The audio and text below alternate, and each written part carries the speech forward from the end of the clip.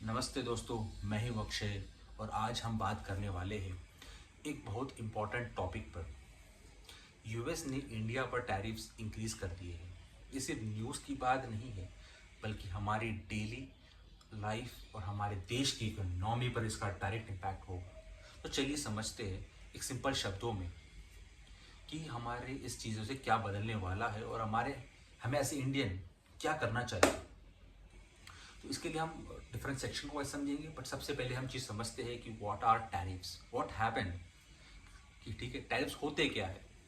Tariffs एक type का tax होता है जो कंट्री दूसरे कंट्री से आने वाले प्रोडक्ट्स पर लगाता है। मतलब अगर इंडिया का माल यूएस जाता है तो उन्हें उस पर एक्स्ट्रा चार्ज लगाते हैं। अभी यूएस ने इंडिया के ऊपर कुछ कैटेगरीज के गुड्स पर टैरिफ्स बढ़ा दिए हैं। मतलब इंडियन प्रोडक्ट्स जब यूएस में जाएंगे तो यूएस में अब थोड़े महंगे हो जाएंगे, जिसकी वजह से डिमांड कम हो सकती है और एक्सपोर्ट्स थोड़े इम्पैक्ट हो सकते हैं। दूसरी चीज़ हम समझते हैं कि कौन से सेक्टर्स इस चीज़ से इम्पैक्ट होंगे। ये टैरिफ बढ़ाने से कौन से सेक्टर्स को फ़र्क पड़ेगा। सो सबसे पहला जो सेक्टर आता है हम जिसे समझ सकते हैं वो है स्टील एंड एल्यूमिनियम प्रोडक्ट्स, क्योंकि ये यूएस की लोकल इंडस्ट्रीज से डायरेक्टली compete करते हैं, राइट।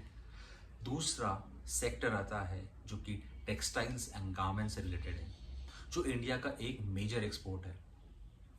और तीसरा और आखिरी सेक्टर आता है आईटी हार्डवेयर से रिलेटेड, जैसे कंपोनेंट्स, मशीन्स एंड पार्ट्स। ये सेक्टर्स यूएस मार्केट में एक्सपेंसिव हो जाएंगे और बायर्स को अल्टरनेट कंट्रीज की तरफ भी देख सकते हैं, करेक्ट।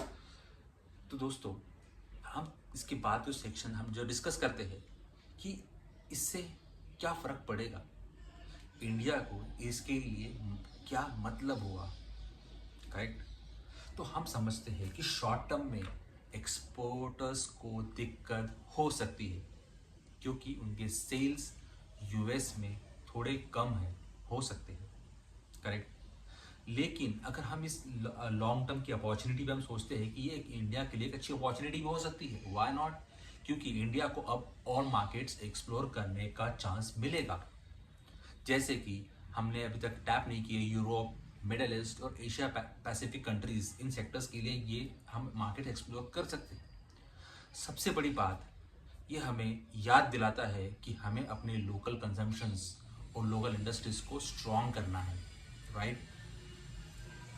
इसके बाद अगर हम समझा जाए तो क्या समझ सकते हैं कि हम एज ए इंडियंस इस सिचुएशंस को कैसे हैंडल कर सकते हैं, हम हमारा कंट्रीब्यूशन एज ए सिटीजन्स क्या कर सकते हैं।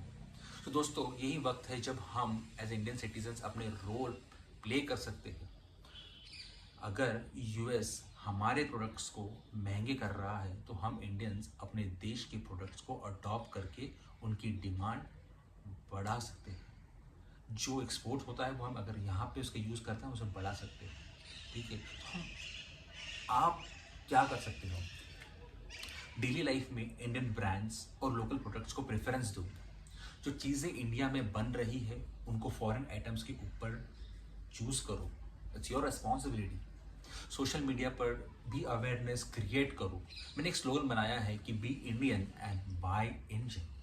ये स्लोगन नहीं है बल्कि हमारी इकोनॉमी का ग्रोथ का इंजन है, करेक्ट। और सबसे बड़ी बात, हमारी क्वालिटी अब काफ़ी इम्प्रूव हो चुकी है, काफ़ी हद तक काफ़ी सेक्टर्स में, चाहे वो इलेक्ट्रॉनिक्स हो, फैशन हो या एफएमसीजी के प्रोडक्ट्स हो, करेक्ट।